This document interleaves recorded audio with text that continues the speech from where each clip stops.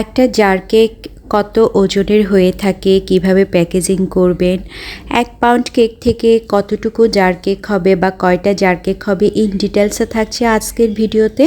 ভালো লাগলে ভিডিওটি শেয়ার করতে একদমই ভুলবেন না। হ্যালো এভরিওয়ান, আসসালামু আলাইকুম।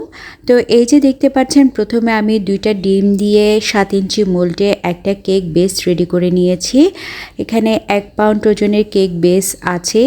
সাধারণত আমরা 1 পাউন্ড কেকের জন্য যে বেসটা রেডি করে থাকি সেটাই। একটা টিপস শেয়ার করছি, আপনারা যখন মোল্ডে বেটার ঢালবেন ভালো করে ড্যাব ড্যাব করে নেবেন, তাহলে এয়ার বাবলসগুলো চলে যাবে এবং খুব সহজে ছিদ্র ছাড়া কেক আপনারা পাবেন। এয়ার বাবলস থাকলেই কেকের মধ্যে ছিদ্র হয়। এরপর এটাকে খুব ভালোভাবে ক্রাম করে নেবেন, অর্থাৎ হাত দিয়ে মুখে একটু গুঁড়া গুঁড়া করে নেবেন।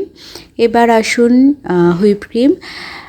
আমি সাধারণত 1 পাউন্ড বেস থেকে 4টা জার কেক রেডি করে থাকি, আর 4টা জার কেকের জন্য 1.25 কাপ হুইপ ক্রিম প্রয়োজন হয়।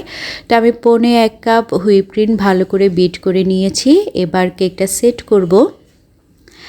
জার কেকে সেট করার জন্য প্রথমে নিচের লেয়ারে ক্রিম দেওয়ার কথা একদমই ভুলবেন না, কারণ নিচের লেয়ারে যদি ক্রিম না থাকে তাহলে কিন্তু কেকটা উঠে আসে, নড়াচড়া করে। তো এই তো ক্রিম দেওয়ার পরে আমি 1 বেস ক্রাম দিয়ে দিচ্ছি, কেক ক্রাম।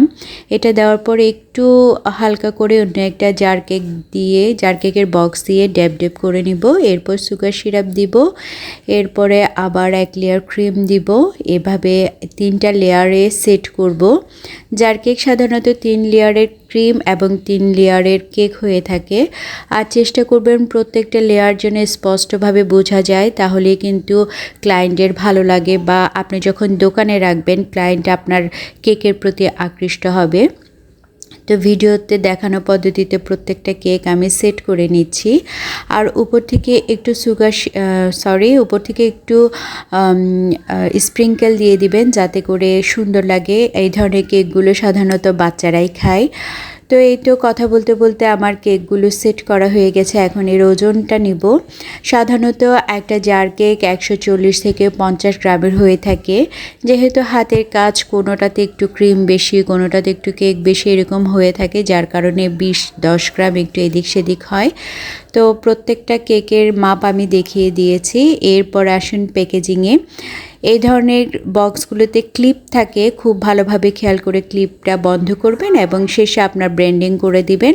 তো আশা করি জার কেক সম্পর্কে আর কোনো প্রশ্ন নেই। যদি থাকে অবশ্যই কমেন্ট করে জানাবেন, আর ভিডিওটা শেয়ার করতে একদমই ভুলবেন না। আমাদের পেজের সাথেই থাকবেন। আল্লাহ হাফেজ।